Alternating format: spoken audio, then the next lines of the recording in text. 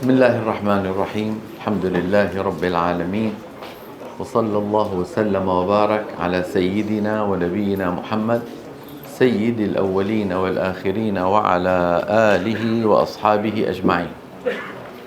اللهم لا علم لنا إلا ما علمتنا إنك أنت العليم الحكيم. اللهم علمنا ما ينفعنا وانفعنا بما علمتنا وزدنا علما تنفعنا به يا رب العالمين. اللهم لا سهل إلا ما جعلته سهلا وأنت تجعل الحزن إذا شئت سهلا. بحمد الله تعالى بالأمس تكلمنا على بعض الصفات المتضادة، وقلنا بأن الصفتين اللتين ضد بعض هما أول شيء الهمس والجهر، ثم وهاتان الصفتان علاقتهما بماذا؟ بالنفس. ثم تكلمنا بعد ذلك على الشدة والرخاوة وبين الرخاوة والشدة، وقلنا بأن هذا علاقته بالصوت، اللي قبله علاقته بالنفس، هذا علاقته بالصوت. ثم انتقلنا إلى الاستعلاء والاستفال، وقسمنا الحروف إلى مجموعتين، مستعلية 7 و22 مستفلة، وبينا بأن المستعلية مفخمة دائما، لكن تفخيمها على درجات ذكرناها بالأمس. ثم قلنا بأن المستفلة منها 3 أحرف قد تفخم في بعض أحوالها، وهي الألف واللام والراء، وبينا متى تفخم الألف، متى تفخم اللام، متى تفخم الراء. قلنا بأن الراء تفخم في 8 صور، ترقق في 4 صور، يجوز الوجهان في صورتين. ووقف بنا الحديث بالأمس عند مبحث الإطباق والانفتاح، والمقصود بهذا هو انحصار الصوت بين قبة الحنك واللسان. بعض الحروف هكذا ينحصر الصوت بين قبة الحنك واللسان، ينحصر. هذا الانحصار يعطي الحرف قوة. انتبهتم؟ سمى علماؤنا الحروف التي ينحصر الصوت عندها بين قبة الحنك واللسان الحروف المطبقة، وعددها 4: الصاد والضاد والطاء والظاء. وسموا الحروف الباقية الحروف المنفتحة، لأن الإطباق ضده الانفتاح. انتبهتم؟ نرى على اللوحة الحروف العربية من حيث انحصار الصوت بين اللسان والحنك. أي حنك؟ الأعلى. تنقسم إلى مجموعتين: مطبقة منفتحة. أما المطبقة فينحصر الصوت عند النطق بها بين اللسان والحنك الأعلى، وهي الصاد والضاد والطاء والظاء. والمنفتحة لا ينحصر الصوت عند النطق بها بين اللسان والحنك الأعلى، وهي باقي حروف الهجاء.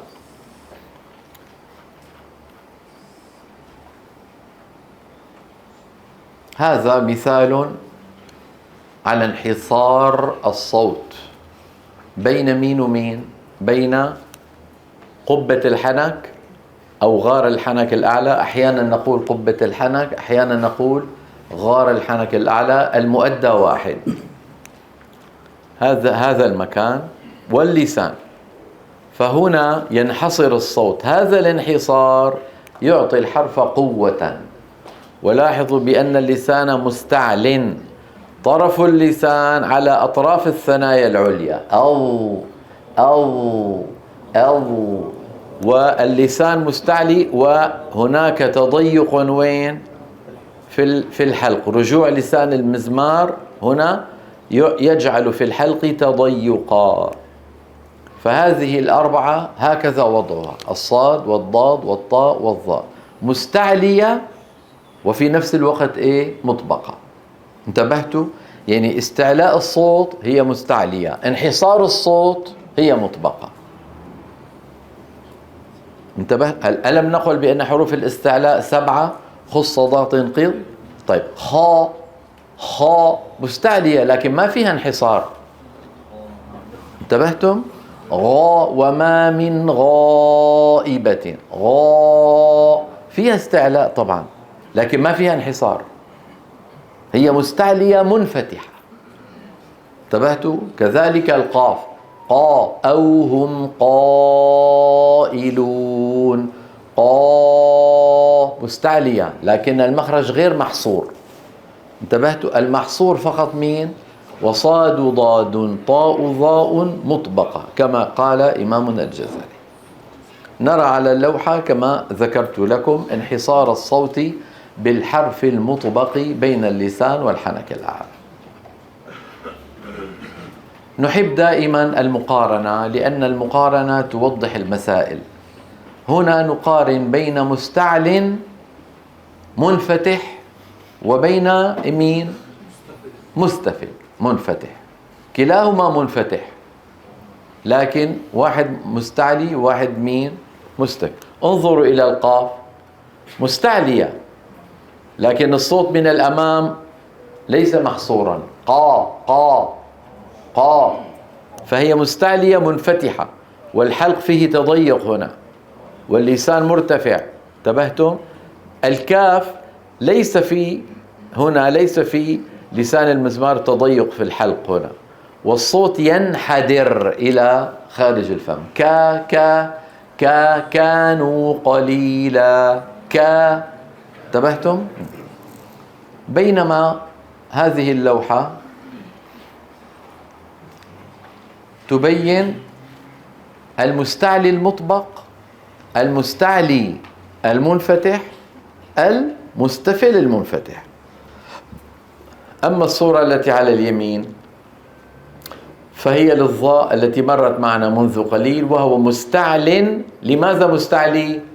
لأن اللسان أقصى اللسان مرتفع وإيه كمان وتضيق في الحلق، وهو مطبق. لماذا؟ لانحصار الصوت بين غار الحنك واللسان.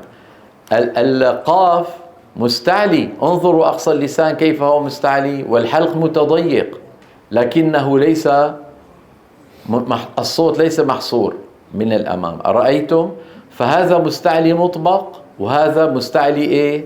منفتح. هل يترتب على هذا شيء؟ نعم يترتب ما سيأتي معنا بعد قليل.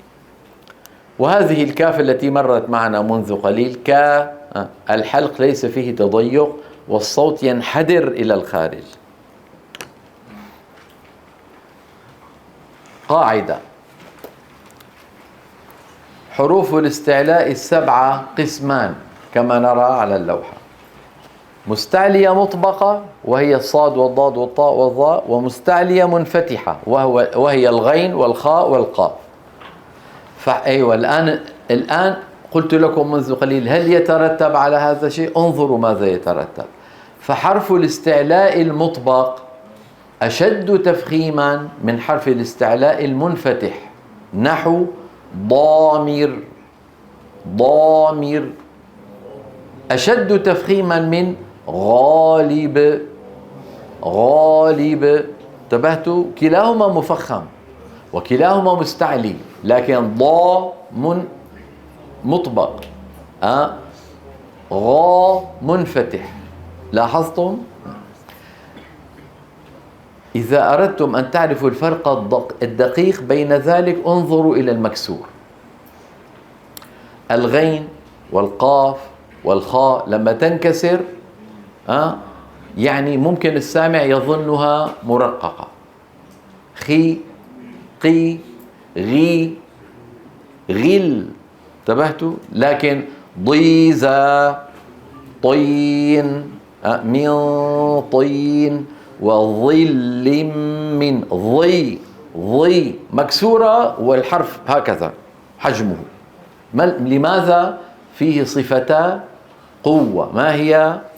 الاستعلاء والإطباق، بينما القاف والغين والخاء فيها صفة استعلاء واحدة، هي ماذا؟ صفة قوة واحدة، ما هي؟ الاستعلاء. انتبهتم؟ أين يتجلى الفرق؟ في المكسور. الله يفتح عليك، والله أنت صحيان ما شاء الله، حوالي الله يرضى عليك. يتجلى الفرق في المكسور. انتبهنا؟ وطور سينين، وطو هذه طاء مضمومة بعدها واو، وقوموا هذه قاف مضمومة بعدها واو. طبعا دائما لما تقارن لابد أن تأتي بمتماثلات. يعني انظروا المثال الأول، مفتوح بعده ألف وهذا مفتوح بعده ألف، ما يصح أن تقارن بين مفتوح ومضموم. فهمتم؟ هنا أيضا قارنا بين طاء مضمومة بعدها واو وقاف مضمومة بعدها واو. عند المقارنة لابد أن تأتي بالمتماثلات من حيث الوضع. أيوة، هذه مهمة جدا. وكذلك ضيزا، ضي شايفين مكسور قوي، ضيزا. عظيم، ضي مكسور قوي. أشد تفخيما من قيل، غيض، خيفة. وضح الأمر؟ بهذا نكون قد انتهينا من الصفات المتضادة. الايه؟ الهمس والجهر، الشدة والرخاوة، الاستعلاء والاستفال، الانفتاح والإطباق. انتبهنا؟ وقلت في الماضي وأذكركم الإذلاق والإصمات هاتان الصفتان ليستا من علم التجويد ولا داعي لهما ولو ذكرهما إمامنا الجزري. الآن في عندنا صفات ليس لها ضد.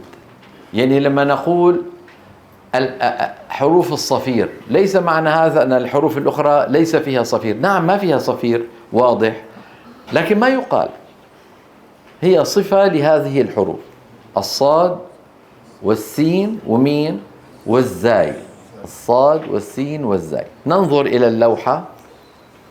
الصفات التي لا ضد لها: واحد، الصفير.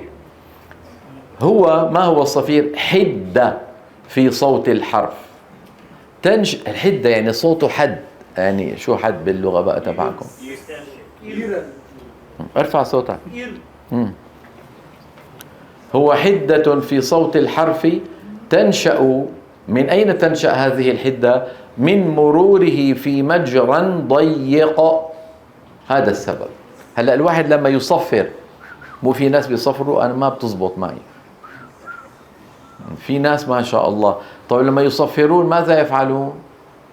يضيقون أفواههم. الصافرة التي يحملها الحكم في المباريات الرياضية هذه مرور، هو ينفخ في مجرى ضيق، ففي المجرى الضيق يحدث حدة في الصوت. انتبهتم كيف؟ فهذه هي الحدة في هذه الثلاثة. وحروفه ثلاثة: الصاد والسين والزاي. لما يقول المتكلم أص، لما يقول أس، لما يقول زا، زو، زي، سا، سو، سي، صا، صو، صي. انتبهوا للمكسور، صي وليس سي. بعض إخواننا بيقولوا مثلا اهدنا الصراط، اهدنا الصراط، هذه سين، هي صحيحة في قراءات أخرى لكن ليست رواية حفص. فهمتم؟ إذن أقول وقولوا ورائي بصوت واحد: صا، صا، صو، صو، صي، صي، سا، سا، سأل، سو، سو، سئلت، سي، سينين، أز، زا، زكاه، زو، زي. انتبهنا؟ عزيز. نعم. صعبة؟ هذا هو الصفر.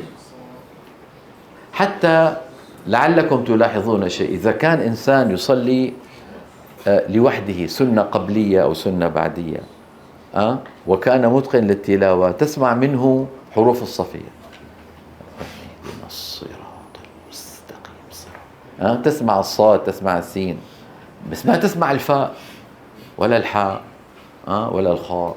انتبهنا كيف؟ كان لنا أخ الله يرحمه، لما يقول ولا الضالين يعمل برأسه هكذا، يعني اعتاد هو. نحن نقول دائما لا تحركوا إلا العضو اللازم. لا تحركوا، لما تقرؤون القرآن لا تحركوا إلا العضو اللازم. ما هو اللازم؟ هذه المخارج. أما أشياء أخرى يعني مثلا تحريك الرأس، يا أخي ما في حرف يخرج من هنا، في حرف يخرج من الرقبة؟ ما في. فكان أخونا هذا معتاد أن عند الضاد قالوا له من الحافة اليسار والحافة اليمين فيفعل برأسه كلها. فكان إذا يصلي صلاة سرية يعني لوحده، إذا عمل برأسه هكذا نعلم بأنه يقول ولا الضاد. فنحاول بارك الله فيكم ألا عند نطق القرآن لا نحرك إلا العضو اللازم. شيء لا لزوم له لا نحركه، خاصة في الصلاة وخاصة الأئمة. انتبهتوا كيف؟ يعني بعض الأئمة أحيانا أرى بعض الفيديوهات يعني عم يصلي ورأسه هكذا، لك يا أخي ما بيصير. حتى يمكن عند الشافعية ممكن هذه تبطل الصلاة. انتبهتوا كيف؟ ما حركة هذه، ليش عم تحرك رأسك؟ عادة، هي عادة يمكن تركها، يمكن تركها بالتدريب. انتبهتم؟ هذا هو الصفير. القلقلة، أيوة. ركزوا حتى تفهموا. البحث دقيق وجميل، دقيق وجميل. قلنا بالدروس الأولى إن المتكلم إذا نطق حرفا ساكنا أخرجه بالتصادم بين طرفي عضو النطق أم، وإذا نطق حرفا متحركا أخرجه بالعكس بالتباعد بين طرفي عضو النطق. ما، مو، مي، مي، الشفتان يبتعدان عن بعضهما، أليس كذلك؟ نعم. هناك 5 أحرف لها وضع خاص، سنجرب مع بعض. قولوا بارك الله فيكم وتأملوا. قا، قا. هل شعرتم بضيق هنا؟ ضيق أو إزعاج؟ ما. قا، قو، قو. هل هناك ضيق؟ قي، قي. هل هناك ضيق؟ ضيق يعني ألم، ألم. طيب قولوا أق. لا تفتحها، اتركها مقفولة. أق، أق. في إزعاج؟ في. لماذا؟ لأن المخرج مقفول والهواء يضغط ويريد أن يخرج ولا يجد طريقا للخروج. طيب قولوا طا، طا. في ضيق؟ طو، طي. هل هناك ضيق؟ طب قولوا أط، أط. هل هناك ضيق؟ في. لماذا؟ لأن المخرج مقفول، الطريق مسدود. هذا الأمر يحدث في 5 أحرف قطب جد: القاف والطاء والباء والجيم والدال. في هذه ال5 بالفطرة كان العرب يخرجونها إذا سكنت بالتباعد، مشبهة في ذلك الحروف المتحركة. أعيد. كانوا إذا أرادوا أن يقولوا أق يقولون أق، وإذا أرادوا أن يقولوا أط قالوا أط، وإذا أرادوا أن يقولوا أد يقولوا أد. قولوا ورائي: أق، أق. هل هناك إزعاج؟ طب قولوا أق. في إزعاج؟ أط، أط. أد، أد. وضح. إذن هذه ال5 خالف العرب القاعدة الأصلية في لغتهم أن الحروف الساكنة تخرج بالقرع كما سمى ابن سينا، والقلع القرع في الساكن والقلع في المتحرك. خالفوا ذلك فأخرجوا هذه الخمسة مع كونها ساكنة، أخرجوها بإيه؟ بالتباعد بين طرفي عضو نطقي. بدل أن يقولوا أب قولوا أب. انقفلت الشفتان والهواء خلفهما يضغط يريد أن يخرج، فقالوا أب أب. قولوا. هل هناك ضيق؟ هل عرفنا سر القلقلة؟ القلقلة ليست للتسلية، ليست ديكور، لا، لها وظيفة، وظيفتها التخلص من شدة الحرف الساكن. وظيفتها التخلص من شدة الحرف الساكن. واضح؟ هنا يبرز سؤال: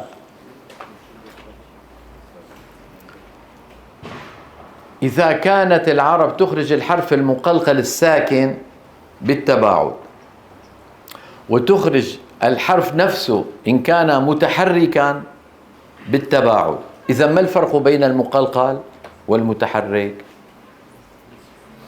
ما الفرق؟ هل هما واحد؟ لا، ليسوا واحد. ما الفرق؟ الفرق بارك الله فيكم أن المفتوح نعم يخرج بالتباعد بين طرفي عضو النطق، ولكن يصاحب ذلك انفتاح للفم عند الحرف المفتوح، فيقولون با با با. تأملوا الكلام دقيق. لما يقولون با يتباعد شيئان: الشفتان والفكان. بتباعد الشفتين خرجت الباء بالتباعد، وبتباعد الفكين انفتحت الباء. إذا أرادوا أن يقولوا بو بو، نعم يباعدون بين الشفتين، ولكن يصاحب ذلك إيه؟ انضمام للشفتين، بو. بينما المقلقل أب أب، من الذي يبتعد؟ الشفتان. أما الفكان فلا، أما الفكان فلا يبتعدان. أب أب با أب با بو. المقلقل ليس معه ضم للشفتين. انتبهتوا كيف؟ المكسور نفس الموضوع، بي بي. تبتعد الشفتان، ولكن يصاحب ذلك ارتفاع لوسط اللسان وانخفاض للفك السفلي. بي باسمي بي. انتبهتم؟ أما المقلقل فيخرج بالتباعد ولا يصاحبه لا انفتاح للفم ولا انضمام للشفتين ولا انخفاض للفك السفلي. هذا فرق بين المقلقل وبين مين؟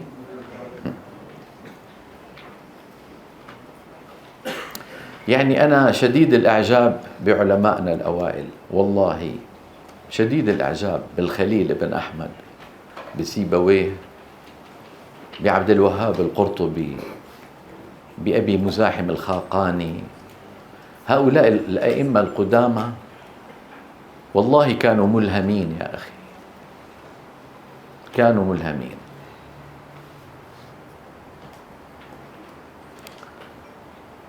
هذه العملية أب ما لها اسم، هي موجودة وليس لها اسم. أرادوا أن يضعوا لها اسما، أرادوا أن يضعوا لها، ماذا يقولون عنها؟ تأملوا هم، تأملوا في أمور العرب القدامى. العرب طبعا كانوا يتنقلون، البدو يعني الأعراب، فإذا نصبوا الخيمة وأرادوا أن يأكلوا يضعون 3 أحجار، حجر وحجر وحجر، ويضعون فوق هذه 3 قدرا فيها الماء أو الماء واللحم أو اللي هو الطعام يعني، ويضعون تحت بين الأحجار 3 يضعون الحطب، الحطب الخشب حتى تشتغل. طيب، يبدأ الماء بالسخونة ثم يصل إلى درجة الغليان، هذا اسمه الغليان. لما يصل إلى درجة 100 مئوية يغلي الماء، تغلي في البطون كالمهل تغلي في البطون، نسأل الله العافية لنا ولكم. فإذا غلى الماء وكانت الحجارة ليست مستوية تماما، القدر تفعل هكذا، القدر تفعل على النار هكذا. فإذا نظر ناظر إلى هذه القدر وسأل إنسانا آخر: هل هذه القدر ساكنة؟ ما يستطيع أن يقول ساكنة، هي عم تعمل هيك. يقول له لا. يقول له: طب هل هي متحركة؟ متحركة، المتحرك هكذا يغير مكانه، هذه ما تغير مكانها، تبقى فوق الأحجار الثلاثة، ما هي متحركة، هي مقلقلة. تقول العرب: تقلقلت القدر على النار، هكذا يقولون. ماذا يقولون؟ تقلقلت القدر يعني اهتزت. ما معنى تقلقلت؟ اهتزت. فألهمهم الله تعالى، نقلوا هذا المعنى إلى الحروف الخمسة هذه، فقالوا: هل أق أب ساكنة؟ ما هي ساكنة، لا تخرج بالتصادم. طيب هل هي متحركة؟ ما هي متحركة، ليست با بو بي قا قو قي، هي أق، هي مقلقلة. انتبهتم كيف؟ أتذكرون عند الجنود يعني لما يدربونهم على المشي العسكري هذا، تعرفون المشي العسكري هذا، وأحيانا يقولون: مكانك سر، مكانك سر، يعني يقف ويرفع رجل ويخفض رجل، يرفع رجل ويخفض رجل، أليس كذلك؟ ألا ترونهم في التلفزيون؟ طيب هذا الذي يفعل هكذا هل هو متحرك؟ مو متحرك، لو كان متحرك كان مشى. طيب هل هو ساكن؟ طب كيف ساكن هو يفعل هكذا؟ هو مقلقل. فالقلقلة هي حالة بين الحركة والسكون، فيها شبه من الحركة وفيها شبه من السكون. ما هذا والله كانوا في غاية التوفيق عندما اختاروا اسم القلقلة لهذه العملية التي كانت موجودة ولا اسم لها، ما لها اسم. انتبهت كيف؟ رحمهم. فدائما ترحموا على علمائنا الأوائل واتبعوا عباراتهم، كانوا منورين، كانوا ملهمين، كانوا موسوعيين في العلوم. انتبهتوا؟ نرى على اللوحة القلقلة هي لغة الحركة الاضطرابية. لاحظوا، حركة ولكنها اضطراب، ليست انتقال. هذه حركة انتقالية، هذه حركة اضطرابية. تقول العرب: تقلقلت القدر على النار، أي اهتزت واضطربت. واصطلاحا هي إخراج الحرف المقلقل حالة سكونه، وجعلتها بالأحمر، المفتوح والمضموم والمكسور ما فيه قلقلة، بالتباعد بين طرفي عضو النطق دون أن يصاحبه شائبة حركة، وجعلتها بالأحمر أيضا وسميناها شائبة. الشائبة هي الشيء الزائد الذي لا داعي له. انتبهتوا؟ دون أن يصاحبه شائبة حركة من الحركات الثلاث، وحروفها 5 يجمعها قطب جد. واضح؟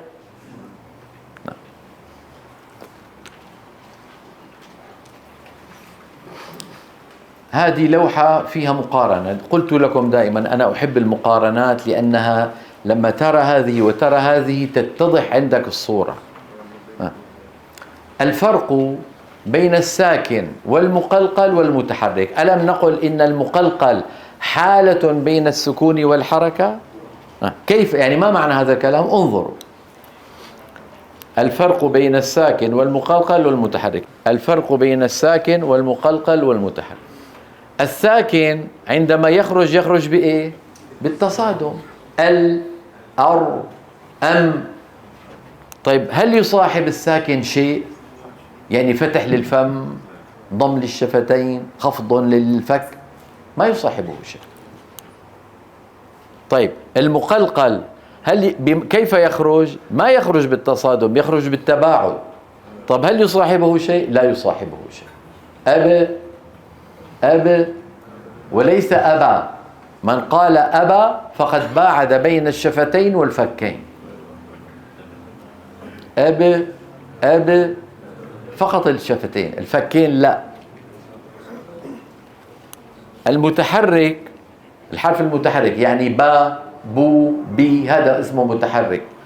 المتحرك كيف يخرج؟ كيفية الخروج كيف يخرج؟ بالتباعد. با، با ألا تبتعد الشفتان؟ با. طيب هل يصاحبه شيء؟ نعم يصاحبه حركة، إن كان مفتوحا با، وإن كان مضموما بو، وإن كان مكسورا بي. هل لاحظتم وجه الشبه بين الساكن والمقلقل والمتحرك ووجه الاختلاف؟ انظروا، لونته بالأحمر. المقلقل والمتحرك يشبهان بعضهما بأنهما يخرجان بالتباعد، والساكن والمقلقل يشبهان بعضهما بأنهما لا يصاحبهما شيء. فالمقلقل يشبه المتحرك ويخالفه. شوفوا هون لا شيء، هون حركة. والمقلقل يشبه الساكن ويخالفه، يشبهه بكلمة لا شيء ويخالفه هنا بالتباعد هنا بالتصادم. وضحت؟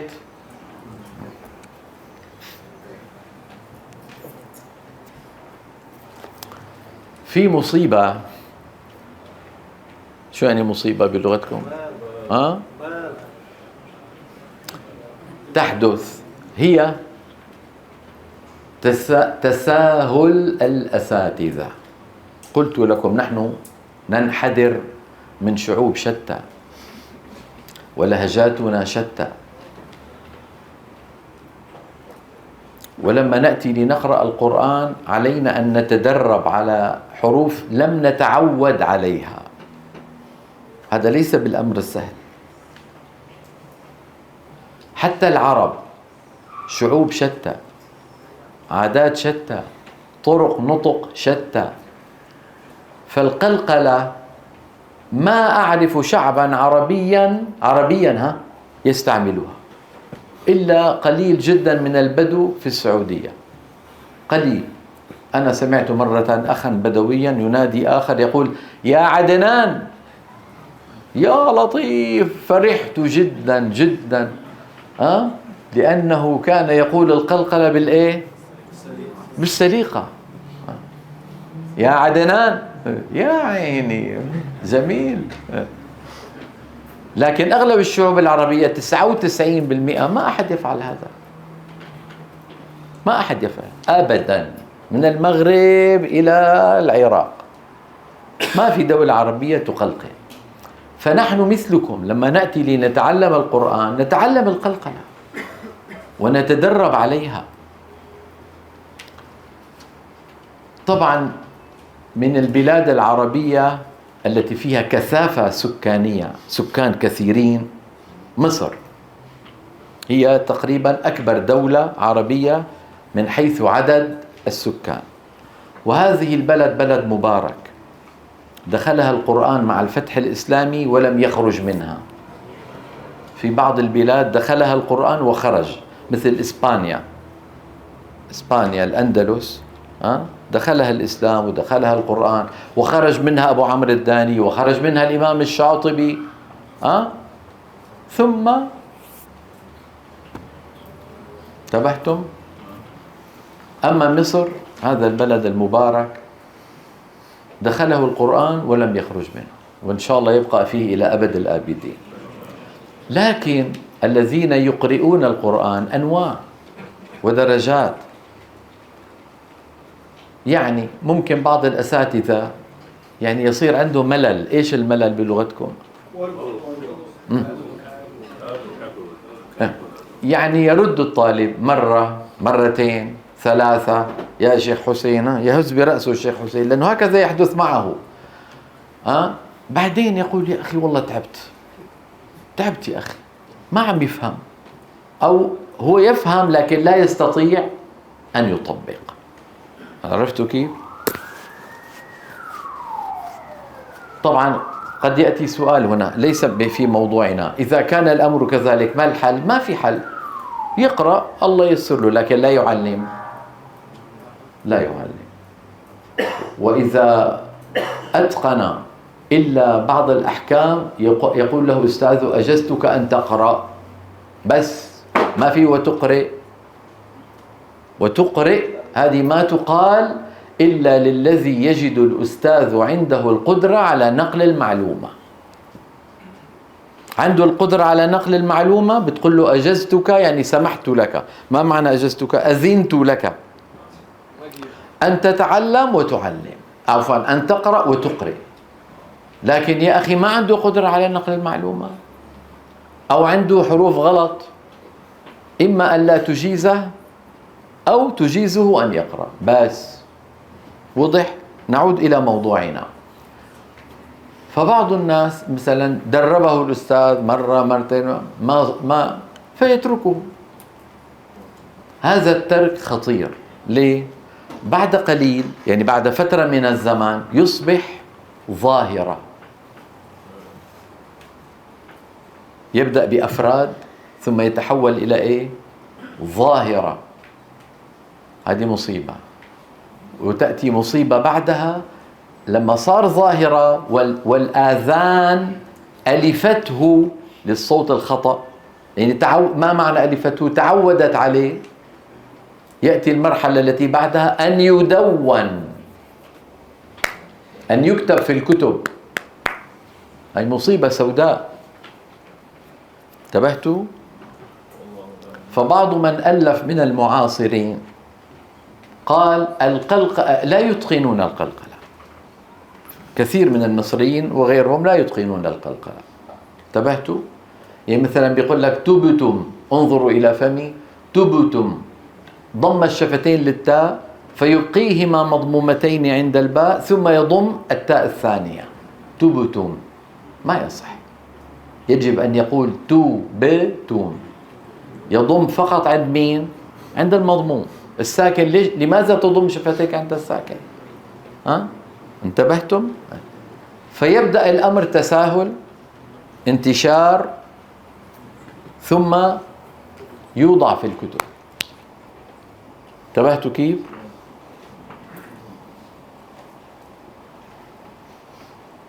أحد مشايخنا الله يرحمه في مصر قال: قلقلة قطب جد وقربت للفتح، والأرجح ما قبل اقتفت. والأرجح ما قبل، يعني إن كان المقلقل قبله مفتوح فيأتي الحرف كأنه مفتوح، إن كان قبله مضموم كأنه مضموم، إن كان قبله مكسور كأنه مكسور.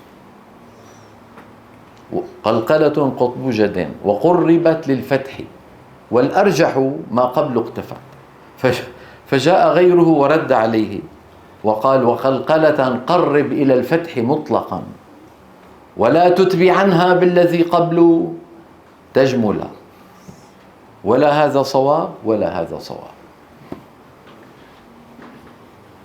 مصيبة.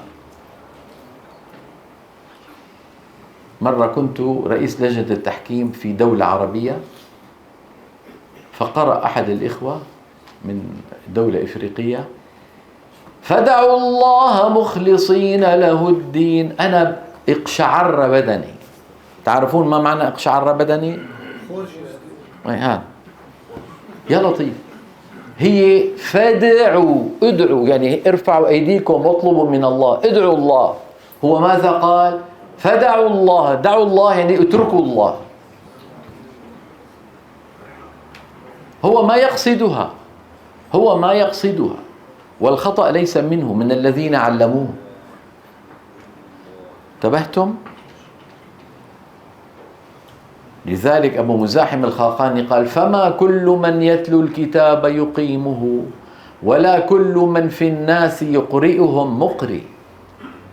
انتبهتوا كيف؟ ونحن عادة في التحكيم لا نصحح، فقط إيش؟ نرصد الدرجات. ما استطعت أوقفت المتسابق وتكلمت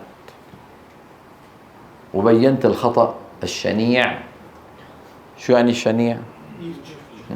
الذي وقع فيه، والمعنى الفاسد الذي نطق، خاصة أنه في حق الله عز وجل. وشرحت القلقلة باختصار. فلعلكم تجدون في بعض الكتب شيئا مما أقول، أن القلقلة تتبع ما قبلها، أو أنها أقرب إلى الفتح مطلقا. لا هذا صحيح ولا ذاك. القلقلة سكون محض، لذلك سميتها أنا شائبة حركة. لما ذكرت لكم هنا الشائبة هي الشيء الذي إيه؟ دون أن يصاحبه شائبة حركة. سميتها شائبة. شائبة يعني لما يكون في الماء تراب أو رمل نقول فيه شائبة. هل عرفتم الشائبة؟ شيء غير مرغوب فيه ومزعج وسيء. شائبة والجمع شوائب. انتبهتم؟ دون أن يصاحبه شائبة حركة. لو قلنا خلقنا الإنسان، انظروا إلى فعل، انظروا إلى نا في اللغة العربية. نا ضمير تدل إما على المتكلمين الجمع أو على المتكلم المعظم لنفسه. إما المتكلم المعظم لنفسه وهو واحد، وإما للمتكلمين. وهذه نا تتصل بالأفعال في اللغة العربية فتكون فاعلا. أكلنا، أكلنا، نحن الذين أكلنا. أما إذا قلنا أكلنا معناها هناك شخص أكلنا ونحن مفعول به. انتبهتوا كيف؟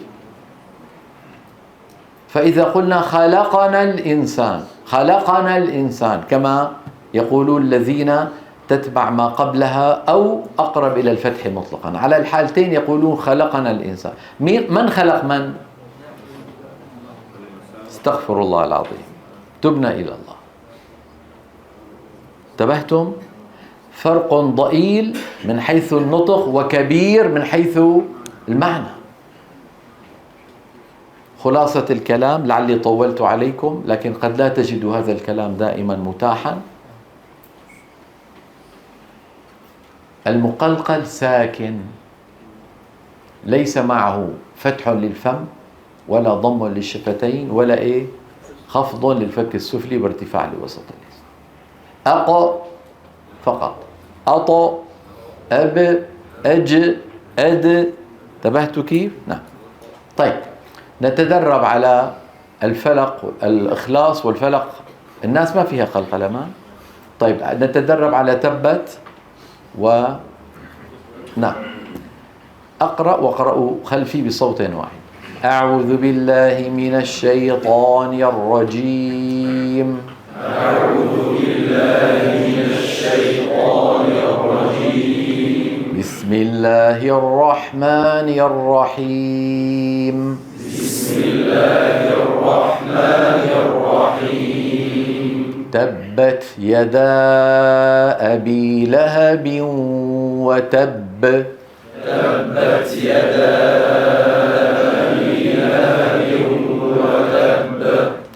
طبعا وتب هذه الكلمة بالذات فيها باءين، باء مدغمة وباء مقلقلة. وتب هذه الأولى، ب هذه الثانية. وتب ما أغنى عنه ماله وما كسب.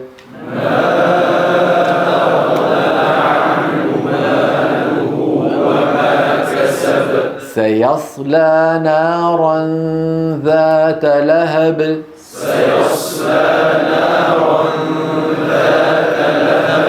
وامرأته حمالة الحطب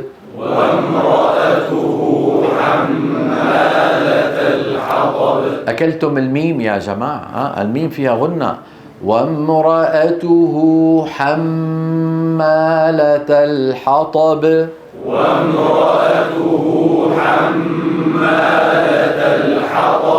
في جيدها حبل هذه قلقلة، في جيدها حبل من مسد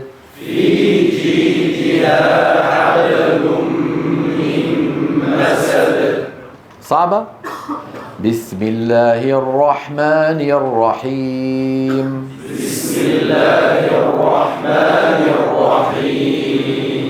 قل هو الله أحد الله الصمد لم يلد ولم يولد ولم يكن له كفوا أحد.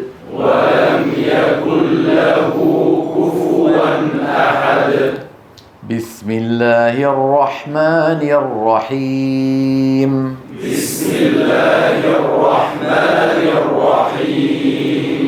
قل أعوذ برب الفلق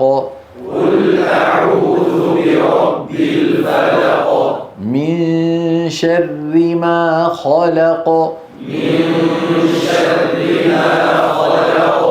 ومن شر غاسق إذا وقب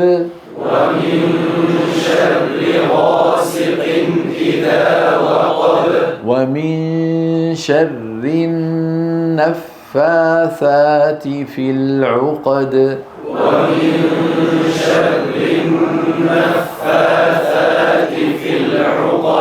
ومن شر حاسد إذا حسد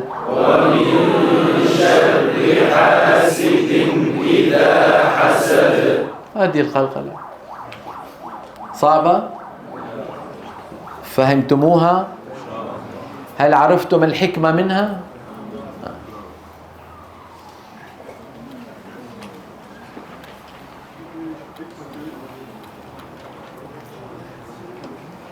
أيوة، كالعادة نحب المقارنة.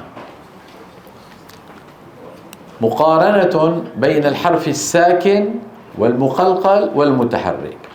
هنا باء ساكنة، شو مكتوب؟ غير مقلقلة، مدغمة يعني. ها شايفين؟ أب مثلا، حب، حب، هذه الباء الأولى، حب، انتبهتوا؟ أب، قولوا أب، هذه مدغمة، انتبهتوا؟ طيب هذه مقلقلة، مثلا كسب، انتبهتوا؟ وقب، وهذه متحركة، با، بو، بي، بس. واضح؟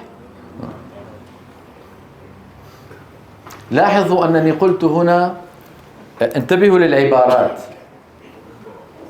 تخرج بإيه؟ بتصادم مين؟ الشفتين. هذه إيه؟ تخرج بتباعد الشفتين دون تباعد الفكين، دون تباعد الفكين. يعني ما بنقول إيش هو الحرف با، ما بنقول أبا، أبا، نقول أب، أب، ب، ب، ب، ب. الشفتان تبتعدان والفكان لا، انتبهتوا؟ إذا ابتعدا انفتح الحرف. بينما نرى المفتوحة هنا تخرج بتباعد الشفتين والفكين، انتبهتوا؟ با، با، الشفتان ابتعدتا والفكان أيضا ابتعدا. علماؤنا جزاهم الله عنا خيرا قالوا إذا كان حرف القلقلة موقوفا عليه يعني نقف على مثل كسب أحد، قالوا هذا باعتبار ليس بعده شيء يخرج مرتاح، بيسموه قلقلة كبرى. بينما إذا كان في وسط الكلام مقلقل لكن يعني أقل من الموقوف عليه. لما قلنا منذ قليل حبل من مسد، حبل، حبل، لأنه نقول حبل على طول ننتقل لمين؟ للو.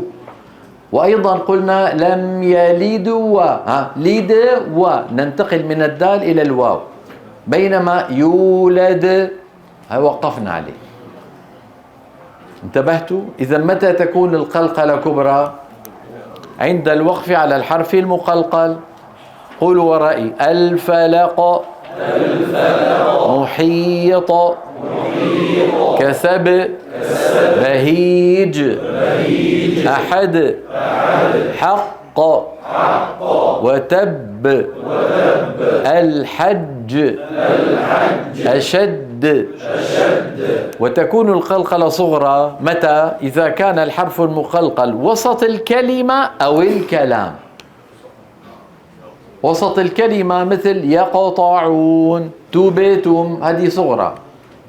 لكن لما بتكون هذه وسط ايش؟ الكلمة. لما بتكون آخر حرف لكن لم نقف عليه، مثل لم يلد ولم، ولو كانت الحرف الأخير، باعتبار أننا وصلناها تصبح ماذا؟ صغرى. يقضي، يطعم، يبصرون، وتجعلون، يدخلون، لينفق ذو. هذه صغرى ولا كبرى؟ طيب لينفق صغرى ولا كبرى؟ أيوة. ولا تشطط واهدنا، فانصب وإلى، يخرج من، قد أفلح. وضح الأمر؟ بعض إخواننا المعاصرين الله يهدينا ويهديهم بيقولوا القلقلة 3 مراتب، ويضعون مرتبة ثالثة يقولون للمشدد. ليه يا حبيبي؟ أنت لما بتقول الحج أتقلقل الجيم الأولى أم الثانية من المدغمة؟ الثانية، ما علاقة الأولى؟ والفتنة أشد، هل أنا أقلقل الدال الأولى أم الثانية؟ ثانية. هل قال قبلك الأئمة ذلك؟ لماذا لا تتبعون؟ آمنت بحكمة الله. يعني قال في شاعر يقول: وإني وإن كنت الأخير زمانه لآت بما لم تستطعه الأوائل. يا أخي اتبعوا. هذا العلم إخواننا مبني على الاتباع. فهمتم؟ يعني السائل، الموضوع داخل الكأس نفسه، فقط نغير الكأس لكن لا نغير السائل. المعلومات هي المعلومات. في التجويد المصور هل يختلف عن أي كتاب تجويد آخر؟ هل قلنا إن الحروف القلقلة 6 بدل 5؟ هي 5 في أي كتاب فتحته. انتبهتوا؟ لكن بعض إخواننا الله يهديهم ما بعرف شو بدي أقول، أحسن شيء اسكت. فهي إيش؟ هي مرتبتان. قال إمامنا الجزري: وبينا مقلقلا إن سكن، وإن يكن في الوقف كان أبنا. بس نقطة من أول السطر. تنبيه: إذا أدغم حرف من حروف القلقلة في مثله أو مجانسه فلا يقلقل، إذ لو قلقل لانفك الإدغام. نحو حقت، القاف الأولى مدغمة، ما بنقول حققت، ما بيصير هذا الكلام. حقت.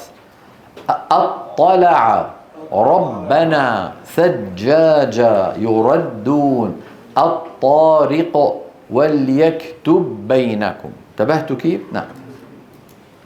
أيضا عند الوقف على حرف قلقلة مشدد نحو حق وتب الحج أشد، فإن القلقلة تكون لمين؟ للثاني منهما. ليه؟ لأن الأول أفيدكم فائدة. انظروا، هذه اسمها في العلامات اسمها فاصلة منقوطة. ما اسمها؟ فاصلة منقوطة، يعني فاصلة تحتها نقطة. ما الحكمة من النقطة؟ هذه توضع إذا كان ما بعدها تعليل لما قبلها. إذا كان أردت أن تفصل الكلام فصل، فقط فصل، تضع فاصلة. إذا كان الكلام الثاني تعليل، شو تعليل يعني؟ أيوة، إذا كان الكلام الثاني تعليل للأول نضع ماذا؟ فاصلة منقوطة. هذه فائدة على الهامش. فهنا ترون أن الفاصلة إيه؟ منقوطة. فإن القلقلة تكون للثاني منهما لأن، هذه لأن because بالإنجليزي هيك بيقولوا because أو parce que بالفرنسي. نعم. لأن الأول مدغم يخرج بالتصادم بين طرفي عضو النطق، بينما هذه فاصلة عادية، شايفين؟ ليست منقوطة. يعني ما في شيء بالتجويد المصور هيك. في أشياء أنا ما تكلمت عنها، تركتها وما يعقلها إلا العالمون. عرفتوا كيف؟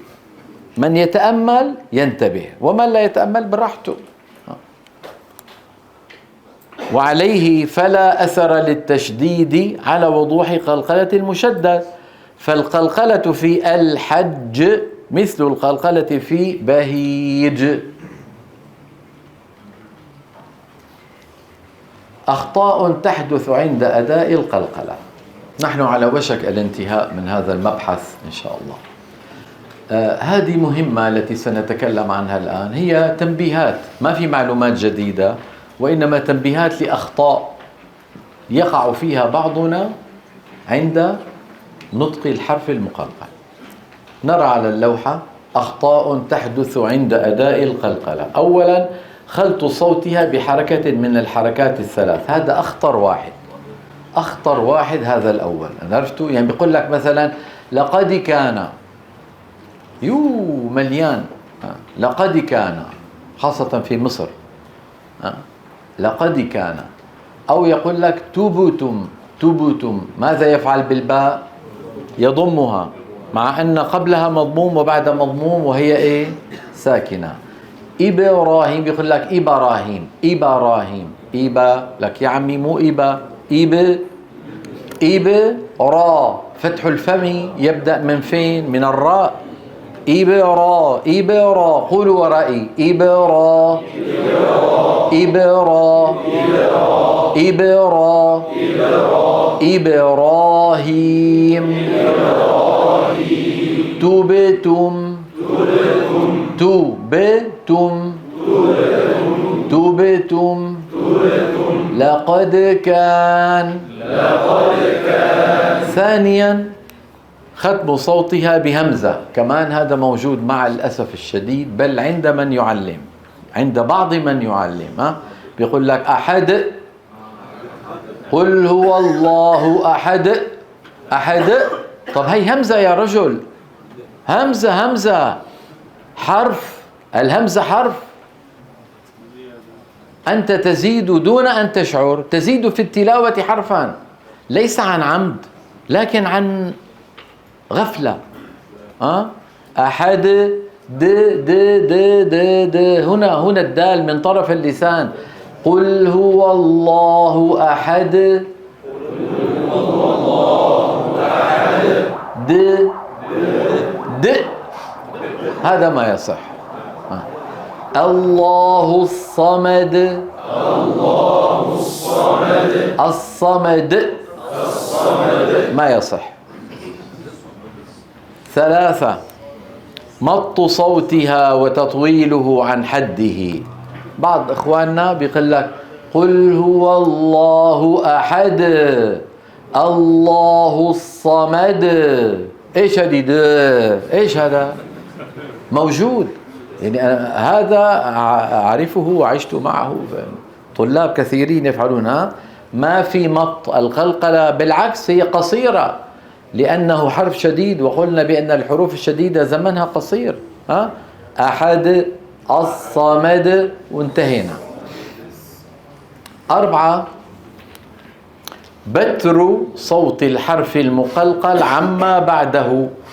هذه كمان لها سبب، سببها قلت منذ بدء الدرس، إن القلقلة عملية صوتية مهملة في اللهجات العامية، وكلنا لما نتعلم تلاوة القرآن نتعلم القلقلة، نتعلم سواء كنا عربا أو غير عرب.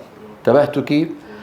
فبعض الأساتذة جزاهم الله خيرا يقطعون عند الحرف المطلوب ليبينوا ما المطلوب تماما.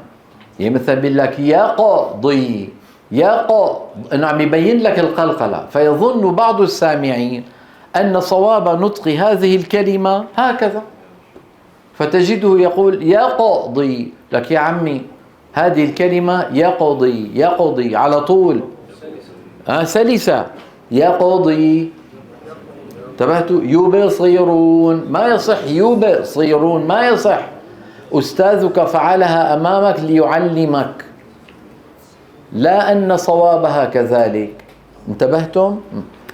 يدخلون على طول، بتلقائية، بطلاقة، بسلاسة. نقف عند الصفات، من الصفات التي لا ضد لها. اليوم تكلمنا على الصفير وتكلمنا على القلقلة، والصفة الثالثة هي صفة اللين، وبعدها نتكلم على الانحراف. غدا إن شاء الله تعالى في 5:30 نسأل الله أن يتقبل منا ومنكم، وأن يرزقنا تلاوة مطابقة للمنقول عن رسول الله صلى الله عليه وسلم من غير زيادة ولا نقصان. اللهم آمين آمين آمين. وصلى الله على سيدنا محمد وعلى آله وصحبه أجمعين، والسلام عليكم ورحمة الله.